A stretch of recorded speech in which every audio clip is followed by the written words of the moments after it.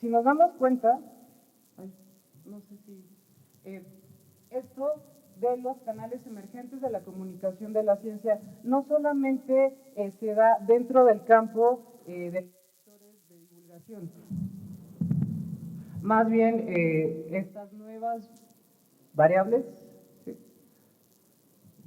Estas nuevas variables han sido adoptadas por los grandes journals como Nature o Science y, por ejemplo, siguiente por favor, está este mega journal que se conoce, que es PLOS ONE, en donde no solamente está publicando resultados de investigación, sino más bien está vinculando todos los procesos de comunicación que van desde la exposición de resultados de investigación y los está vinculando, por ejemplo, a cuántas veces ha sido citado en Twitter, cuántas veces ha sido expuesto en Facebook o cuántas veces algunos periódicos lo han retomado, ¿no? Sus notas, bueno, más bien sus artículos científicos han sido trasladados a el periodismo científico, por ejemplo. Entonces estamos viendo nuevos canales de comunicación y nuevas revistas, sobre todo, que están viendo la comunicación de la ciencia y no están haciendo como una suerte de división entre difusión y divulgación.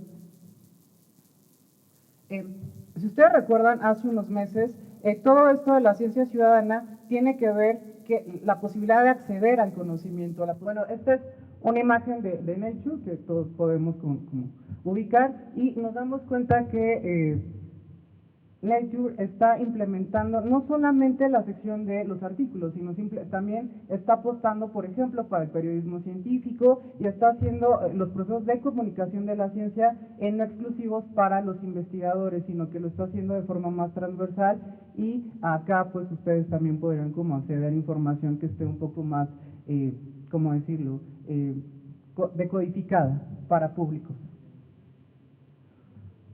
Con esta breve introducción nos damos cuenta que las revistas de comunicación de la ciencia son uno de los principales canales para la apropiación social del conocimiento.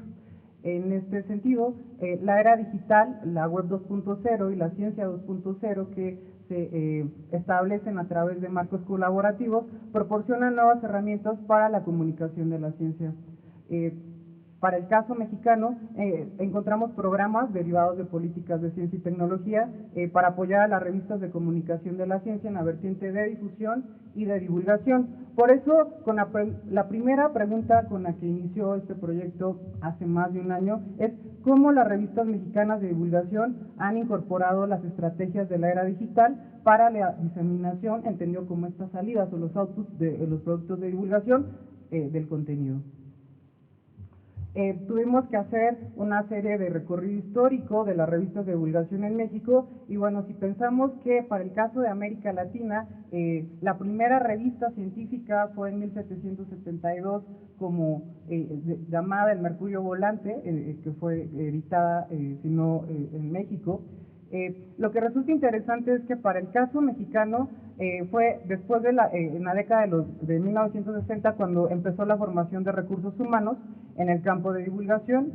Por otra parte, de 1960 a 1970 se editaron las primeras revistas de divulgación en México. La primera que aparece es Física, en 1968, después cambia en 1970 su nombre a Naturaleza. Está también Ciencia y Desarrollo e Información Tecnológica, que se edita de 1975 a 1980 por el CONACYT. Después está Ciencia, Chispa, Avances y Perspectiva, Cuadernos de Nutrición, Cómo ves y El Faro. Cuando nos dimos cuenta que editar revistas de comunicación de la ciencia es un proceso complejo, también tuvimos que identificar las problemáticas que están en torno a la divulgación de la ciencia en México. En primer momento encontramos lo que tal vez sea como una de las discusiones que se van a dar en el simposio, que será el financiamiento escaso, la falta de estímulos de instituciones y académicos por parte de las agencias de financiamiento para elaboración de proyectos de divulgación de la ciencia. El tercero son escasos proyectos para la formación de recursos humanos en la divulgación de la ciencia. El cuarto sería la oferta insuficiente de proyectos. Esto genera una difusa vinculación entre la ciencia y la sociedad. Y la medición de impacto social, entre las organizaciones y profesionales. Y bueno, esto es una discusión que no quisiera meterme porque probablemente esto también se va a dialogar dentro del simposio. Con estas problemáticas tenemos consecuencias, y son consecuencias editoriales independientemente del campo dentro del campo de divulgadores. Por un lado, encontramos que hay revistas con bajo presupuesto y sujetas a lógicas institucionales. Hay equipos de trabajo poco consolidados, tanto en términos de prácticas de divulgación como editoriales, y esto no nada más es un problema de las revistas de divulgación, también es un problema de las revistas de investigación en México. La ausencia de estrategias para fomentar la retroalimentación de la audiencia, medir impactos, por ejemplo, la dificultad para el desarrollo de una cultura científica en la que los ciudadanos se apropien del conocimiento científico para la resolución de problemas de su cotidianidad.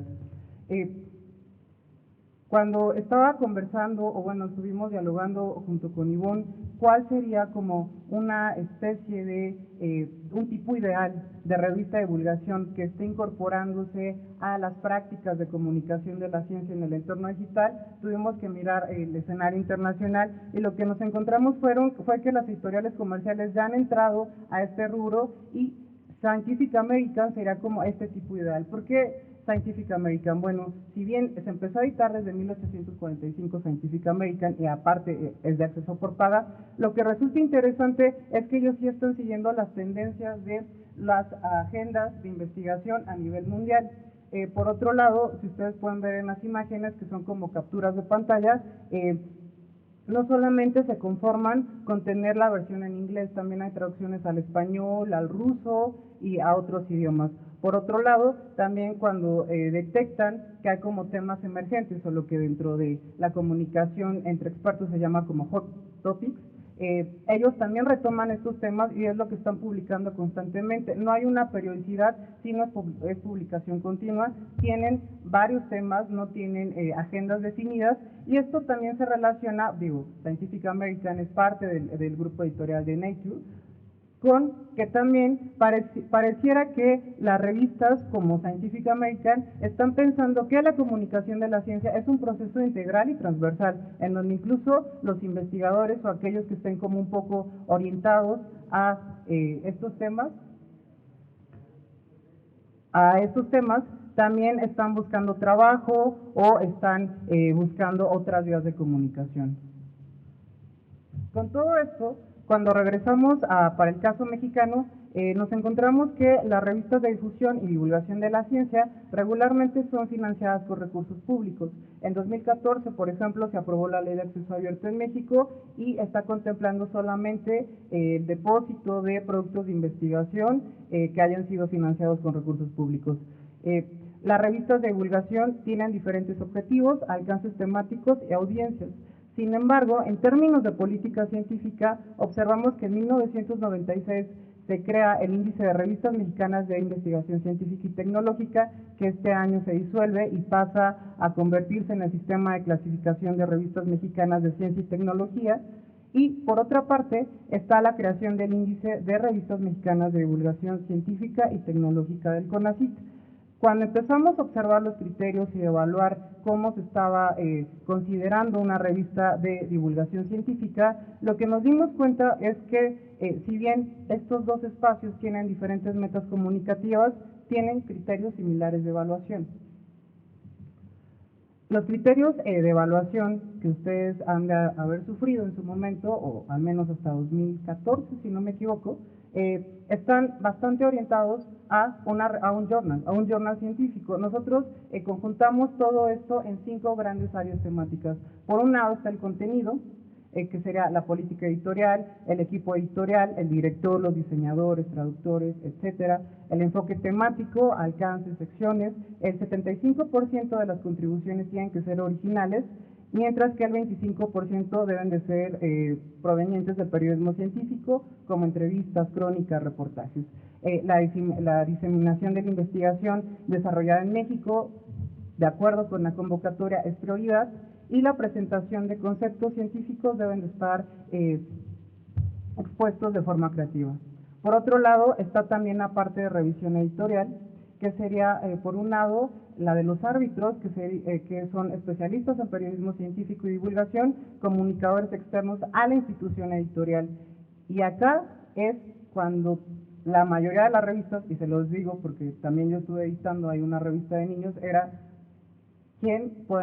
a quién podemos considerar como árbitro, porque por ejemplo, para el caso más cercano que yo tengo, que es una revista infantil, efectivamente un científico podía avalar el conocimiento y un divulgador también, pero ese divulgador tenía que ser experto en divulgación para temas orientados a públicos infantiles, porque no sería lo mismo exponer resultados de investigación de forma creativa a personas que estudian a prepa, a investigadores o a un público en general o a niños, ¿no? Y entonces, cuando nos dábamos cuenta de este criterio, era como bastante complicado definirlo. Por otro lado, está la calidad de los manuscritos, la relevancia, originalidad, estilo de escritura, etcétera, la publicación y distribución, que tendría que ser una publicación ininterrumpida por al menos 3 años, la frecuencia de publicación, por lo menos cuatrimestral, y la distribución en México relacionada con las audiencias definidas y las suscripciones y ventas. Cuando estábamos revisando las políticas editoriales de cada una de estas de las revistas indizadas, nos dábamos cuenta que no todas, pero la mayoría no exponían de forma explícita los públicos metas de su revista, y esto impacta en cómo la están distribuyendo.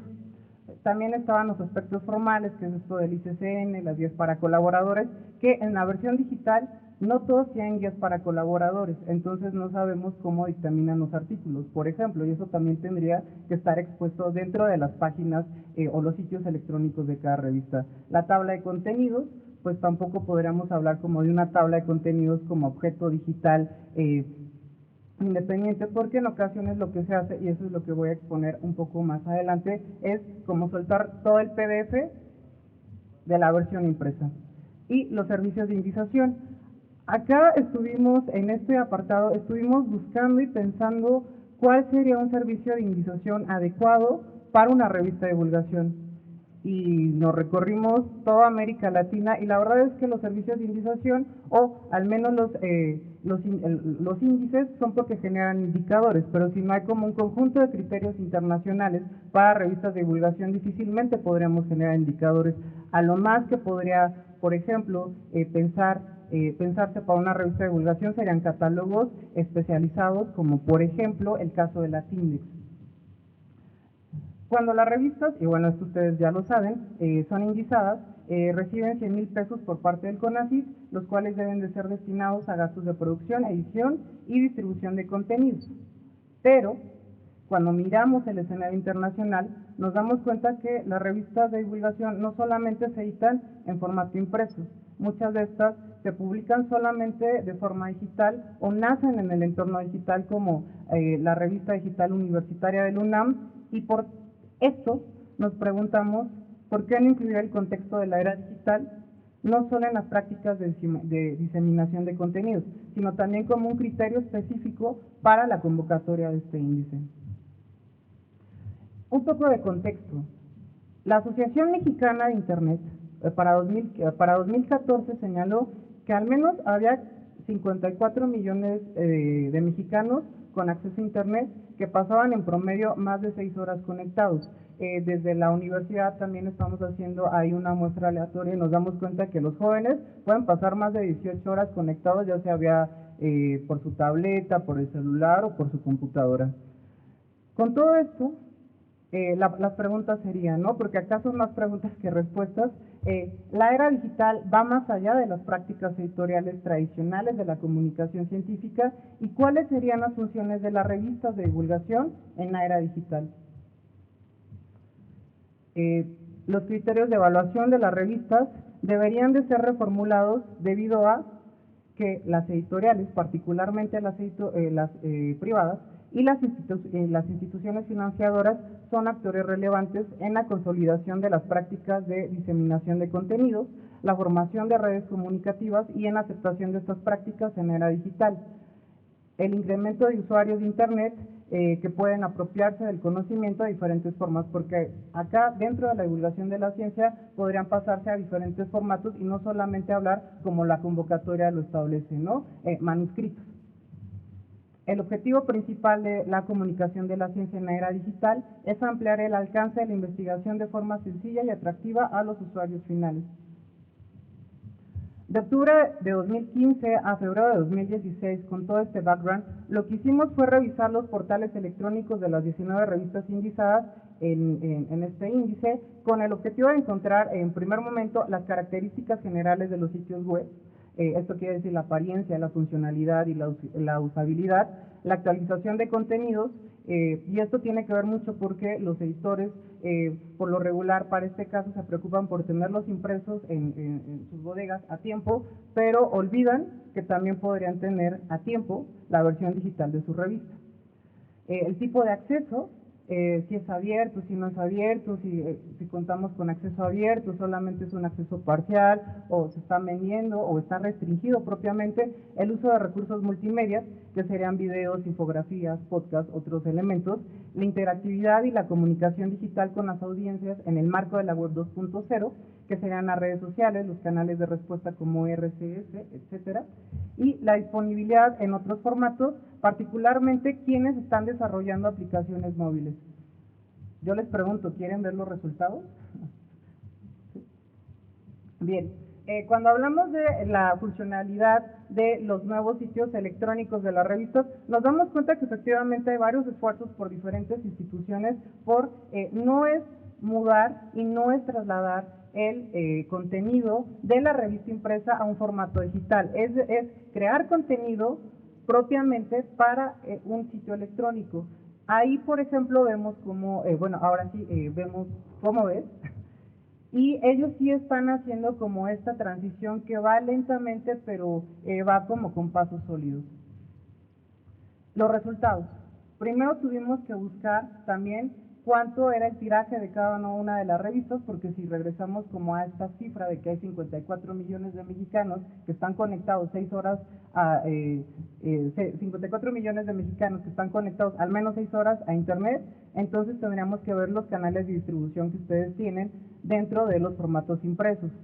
En ese sentido, el tiraje de las revistas es diverso, ¿no? Encontramos que 2 van de una revista a 1500, 7 están con una impresión de entre 500 y 2000 revistas, 4 están entre 2000 y 4000 revistas, una está entre 4000 y 8500, 3 que sería Como Ves, con Versus, que ayer me comentabas que bajaron el tiraje, y De Veras están en 20,000, y 2 no sabemos, no tienen esa información en sus sitios web.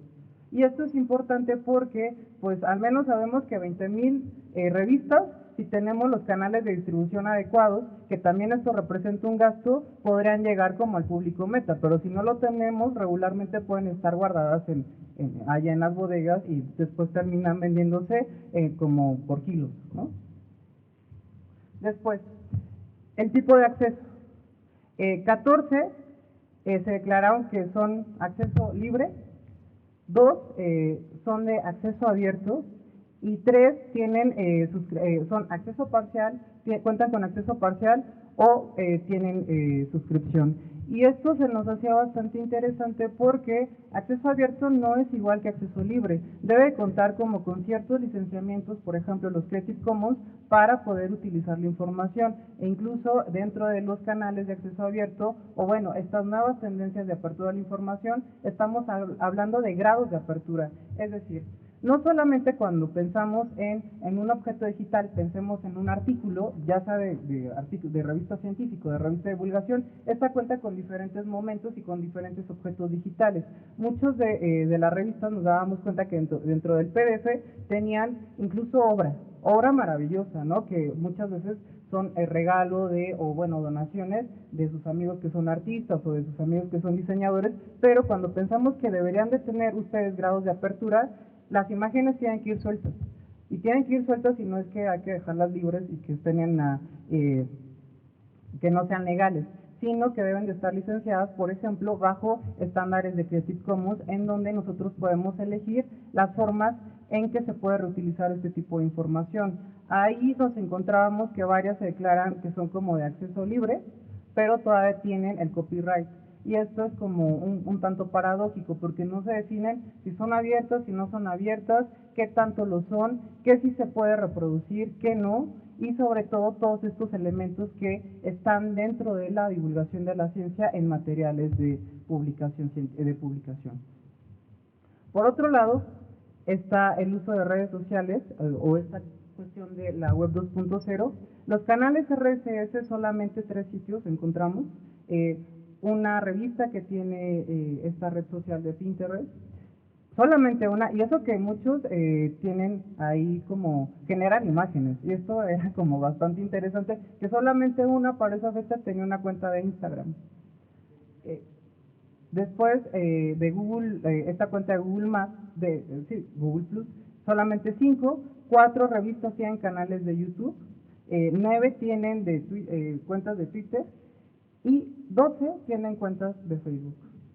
Entonces, pareciera que nos estamos preocupando más por tener como los soportes impresos a tiempo, si toda la cuestión institucional o los marcos institucionales nos dejan, y sobre todo de organización o logística de los propios procesos editoriales, pero esto como que lo dejamos a la deriva, y valdría la pena ponernos la mano en el corazón y ver si esto podría ayudarnos, ¿no?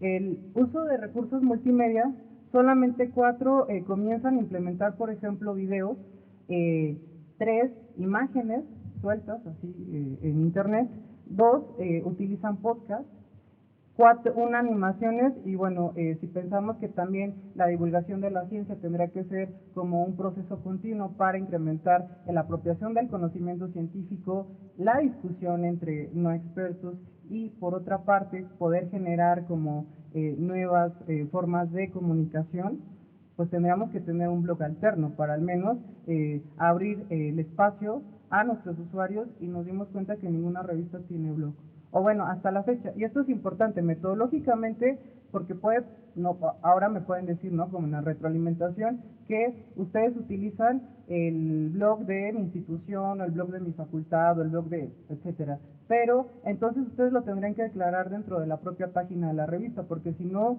no sabemos. Nosotros pensamos que una revista digital, lejos de que pase a ser la versión impresa en un PDF grandote, tendría que ser una plataforma que extendiera la divulgación de la ciencia con diferentes canales. La versión móvil, solamente 2 revistas tienen aplicación para Android, una para iOS. Y bueno, acá ustedes podrían ver el siguiente slide, por favor, cómo están en arquitectura de información los sitios de las revistas. Acá está agroproductividad del Colegio de Posgraduados. Siguiente, por favor.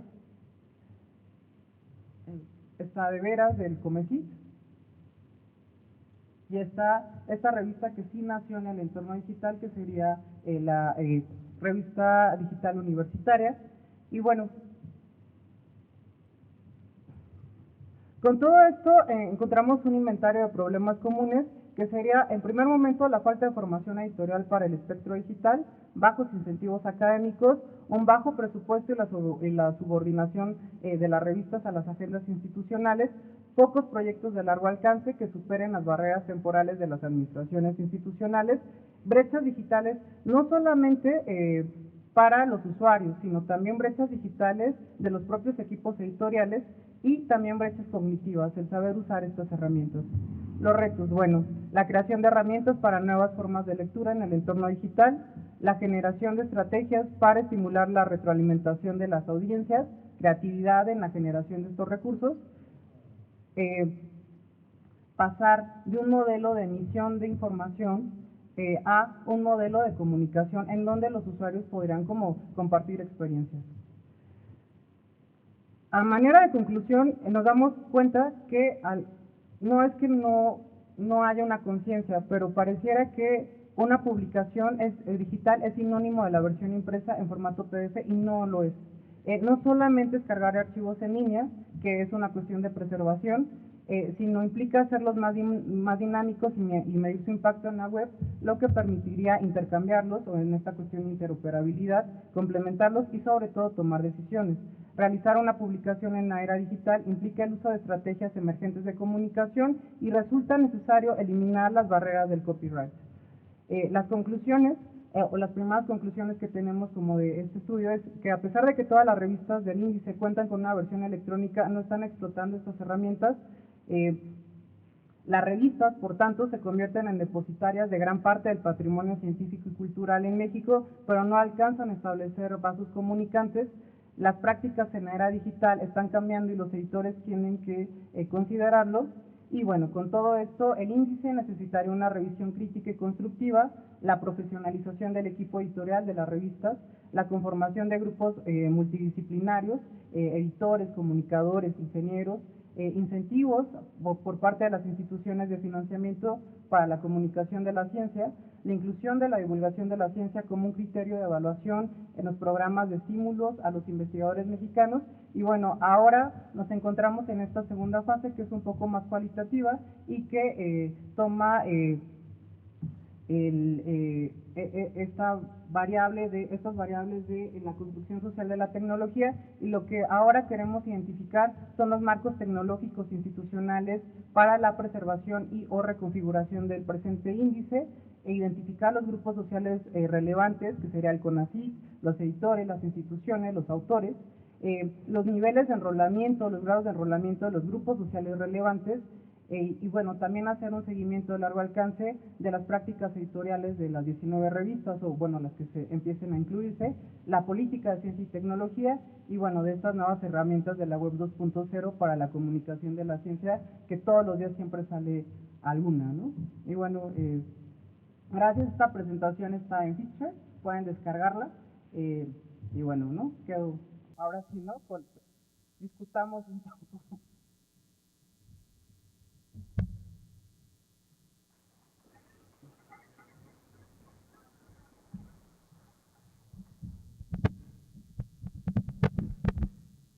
Solo que me robaron aquí el micro. Vamos a abrir una sesión de preguntas y respuestas. Les pido por favor que antes de formular la pregunta se presenten y sean concisos con el comentario, por favor.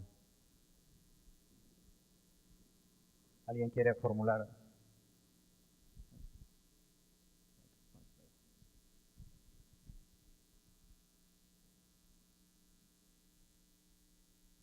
Muchas gracias. ¿Cómo hacer o cómo no ver una revista que tenga todo esto en el ambiente digital, como no dejar de ser una revista, casi convertirse en un blog? ¿Sí?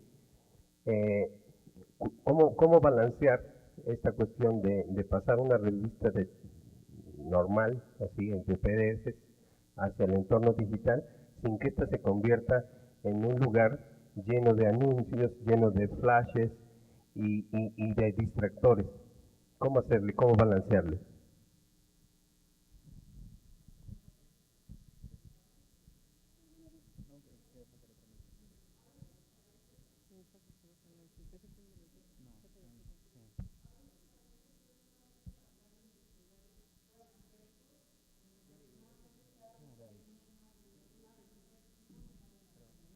Pero esto tiene que ver también, efectivamente, con una cuestión de recursos, pero sobre todo con la profesionalización de los equipos editoriales. Porque también no es, no cuesta mucho, o no cuesta abrir una fanpage, por ejemplo, de Facebook, no cuesta abrir una cuenta de Twitter, no cuesta abrir una cuenta de Instagram. O sea, no es como decirles ya, sean digitales completamente, pero sí empezar a tener prácticas que posibiliten la comunicación de la ciencia en el entorno digital. ¿Cómo evitar que no sea como un espacio, ¿no? Un escaparate para otras personas? Sería pues tener un buen proyecto, ¿no? Un proyecto de largo alcance. Por eso decimos que estos proyectos deben de tener largo alcance y que superen como las barreras administrativas e institucionales, porque también uno de los grandes problemas de los que nos dimos cuenta es que las revistas como que tienen ciertas tendencias de edición en cierto momento, y esto tiene que ver porque al director de la facultad se le ocurre tal cosa, ¿no? O al director de cierta institución se le ocurre tal cosa. Entonces, la revista siempre, está sujeta a estas decisiones que van más allá de la comunicación. nosotros en Elementos tenemos este asunto de los Creative Commons, ¿no? Nosotros adoptamos una licencia abierta total. Te permite reproducir, si quieres vender los contenidos, los puedes vender. No sé si haya otras que estén en esa condición. Nosotros adoptamos esa licencia y sí tenemos el problema de las imágenes, ¿no? Ahora, las imágenes están incorporadas, no hay cómo sacarlas. Entonces, bueno, pues ya dependerá del que lo toma, si las reproduce o no, ¿no? Los artistas o la gente que contribuye imágenes originales sabe que al publicarlas ya son públicas, porque también hay este asunto de los copyrights que se ha llevado al extremo absurdo completamente, ¿no? Entonces, si publicas, publicas. Y eso quiere decir que ya queda disponible para los que puedan acceder a lo que estás publicando. Entonces, pero sí, nosotros somos de los que tenemos este problema, ¿no? Nuestra licencia permite, si tomas algo de Elementos y lo vendes, lo puedes hacer y es legal, ¿no? Bueno, incluye a las figuras. Bueno, también esta es una cuestión de marketing, ¿no? Digo, ya las revistas, cuando uno publica la imagen, ya está esa posibilidad de que la corten y la peguen y no haya como esta posibilidad de que al menos haya atribución autoral. Con esta cuestión de las licencias Creative Commons, al menos sabemos que hay atribución autoral. Eso sería como una suerte de, claro, al menos de que se haga obra derivada. Por eso ustedes como que sí tener dentro de estos proyectos editoriales de largo alcance hacia dónde quieren que sus contenidos vayan, ¿no? Que se hagan obras derivadas, que no se hagan, que simplemente sean de referencia, etcétera, ¿no? ¿Alguien más quiere comentar? Sí, yo sobre el mismo tema de las licencias y del acceso abierto. ¿Por qué es tan importante o por qué tendría que ser indispensable tener un acceso abierto?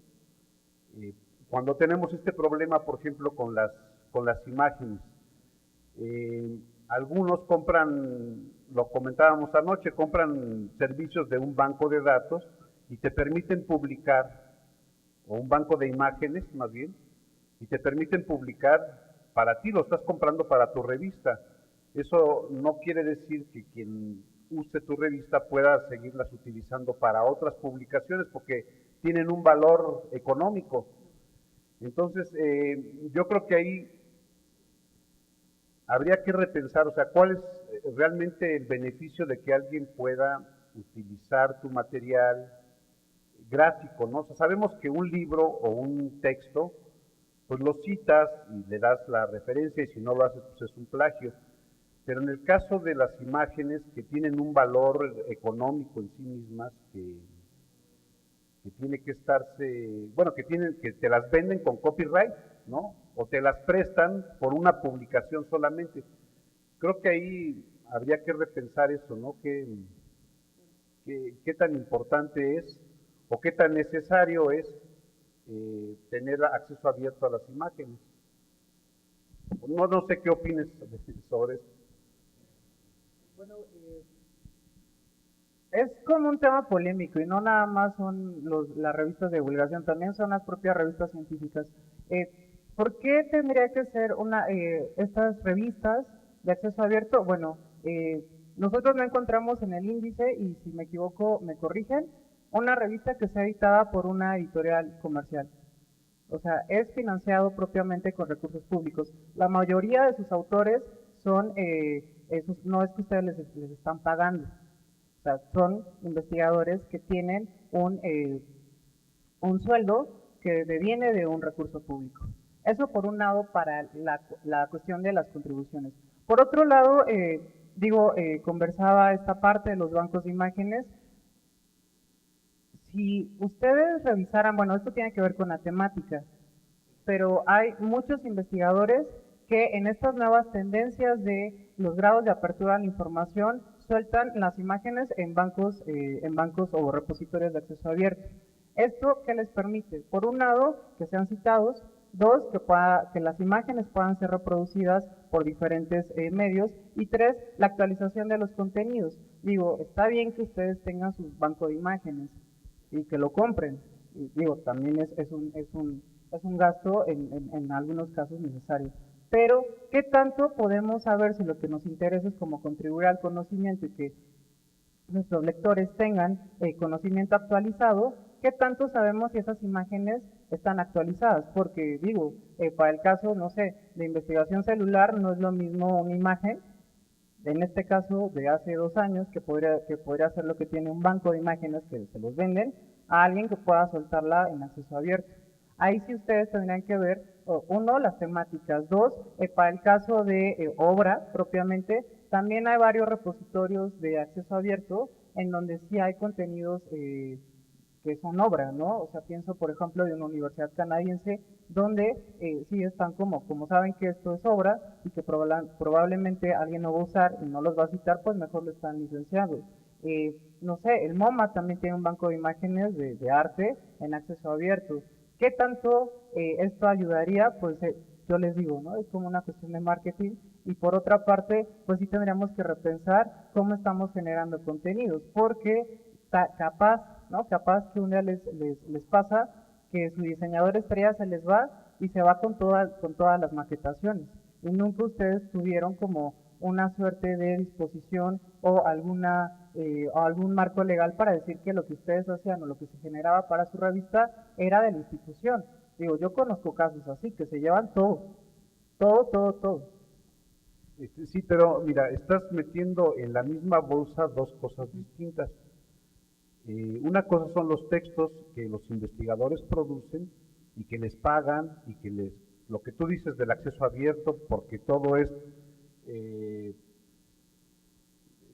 financiado con recursos públicos. Ahí está bien, pero las imágenes que nos prestan algunos autores, algunos productores visuales, artistas visuales, eso no entra en esa bolsa.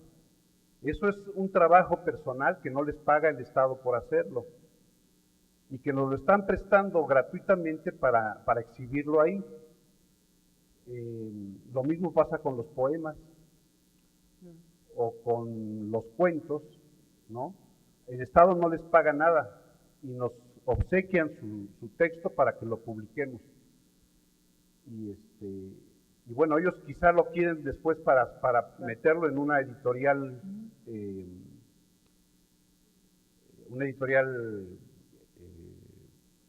privada, pues, y necesitan esos derechos, ¿no? Claro. Sí, bueno, ahí sí ya es una cuestión legal, ¿no? Y por eso yo decía, tiene que ver mucho con la disciplina, y bueno, en este caso es creación propiamente, pero cuando ustedes lo liberan en digital, aunque sea en PDF, está la posibilidad de que se reproduzca sin ninguna atribución autoral, ya ni siquiera hablemos de ganancia económica, ¿no? Sí, bueno, pero hay cosas que no se ponen en internet, es la otra opción, no lo ponen. Las imágenes en general uno las pone a baja resolución, de manera que si es obra artística, pues no se puede imprimir, no se puede imprimir una obra de arte de una foto que esté en internet, al menos no las que están en nuestra web, tienen una resolución bastante baja, útil a verlas en pantalla y nada más. Por ejemplo, nosotros le compramos alguna vez derechos de traducción a Nature y nos dijeron, sí, pero solo impreso. Entonces no aparece ese artículo en la web, aparece una liga al original de Nature y ya. Y bueno, fue muy claro, ya, pues hay cosas que pone, si no, por eso la revista de la web no debe de ser simplemente una reproducción de la impresa. Digo, van a tener características diferentes y ahí muere, ¿no? En algún momento nosotros hemos impreso en blanco y negro y puesto en la web en color. Son completamente diferentes las dos revistas, ¿sí?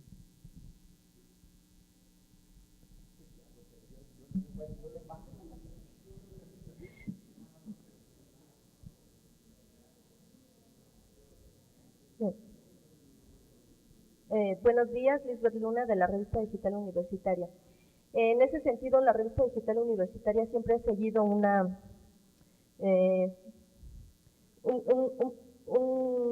decreto, vamos a decirlo así, implícito, aunque no esté escrito. No todo lo que está en la red es de acceso libre. No todo lo que está en la red tenemos el permiso de utilizarlo. Sí se recomienda, en primera instancia, sí pedir permiso a los autores de las fotografías y decirles la situación de la revista. En nuestro caso manejamos una licencia Creative Commons que permite cambiar, transformar, compartir la información, pero sin fines de lucro. Y eso nos protege bastante, porque sabemos que todo lo que está en red pues puede ser bajado, puede ser descargado, puede ser reutilizado sin nuestro consentimiento, sin que nosotros nos enteremos. Sin embargo, la revista sí lo que dice, sí puedes hacer todo eso, pero ojo, no puedes venderlo, no puedes hacer negocio con eso. ¿Por qué? Porque es también un punto de congruencia. La revista no se vende, es de acceso libre. Entonces, todo lo que se presenta ahí puede ser redistribuido, compartido, transformado, siempre y cuando se cite la fuente original, es decir, que se le den los créditos al autor, a la fuente original, y que también no sea con fines de lucro. Entonces, en esa forma, nosotros nos protegemos, pero también protegemos a la institución, es decir, la UNAM, y también protegemos a los autores, que muchas veces no son de la UNAM, son de otras instituciones gubernamentales, incluso comerciales, o bien otras universidades. Con eso protegemos un poquito sus derechos de autor y nos ganamos también la confianza de ellos por esta parte de congruencia, ¿no? De lo que nosotros estamos publicando, pero que a su vez también los estamos de alguna manera protegiendo. Y esto siempre se les avisa en el momento, bueno, antes de publicar y en el momento de hacerles la invitación para colaborar en la revista, ¿no?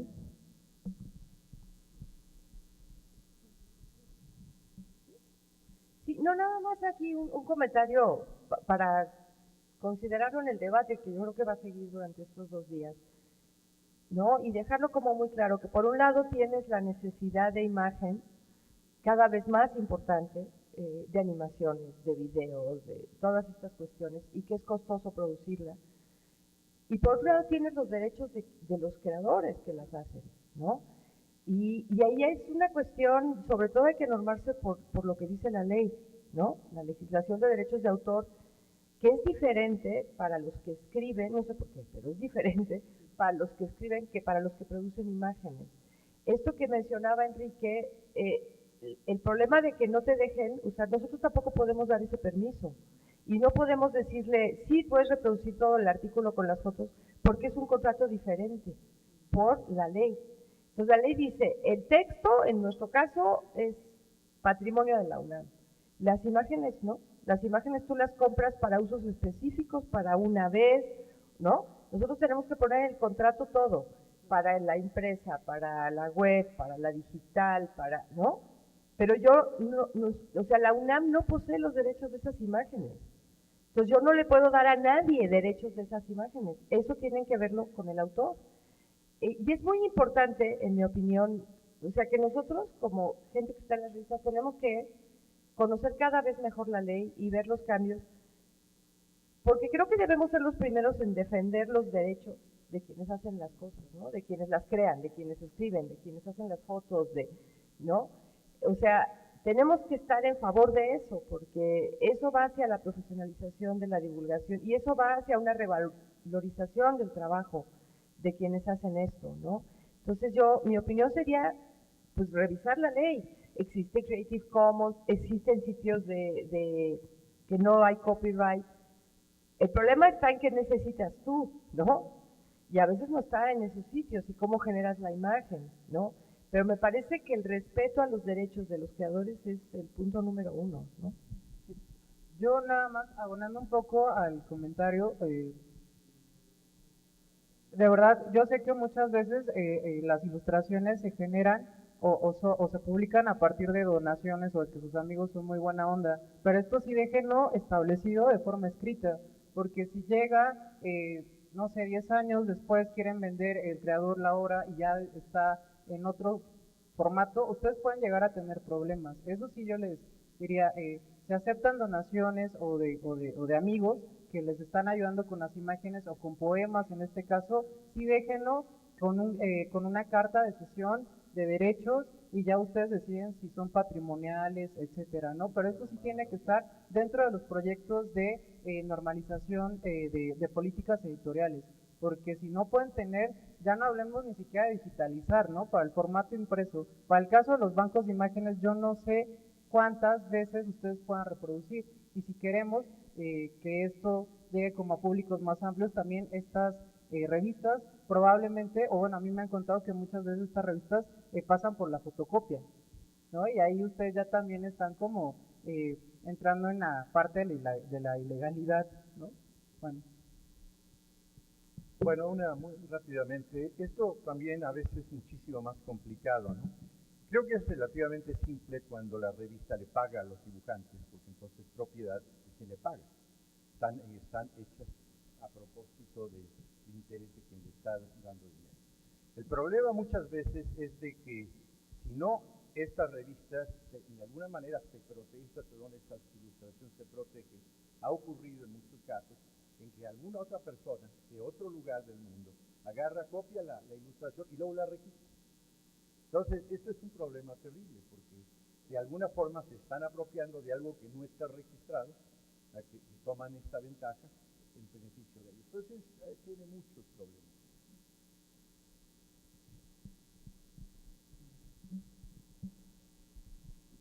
Bueno, pues ya estamos un poquito sobre el tiempo, Patricia, si quieres un ratito.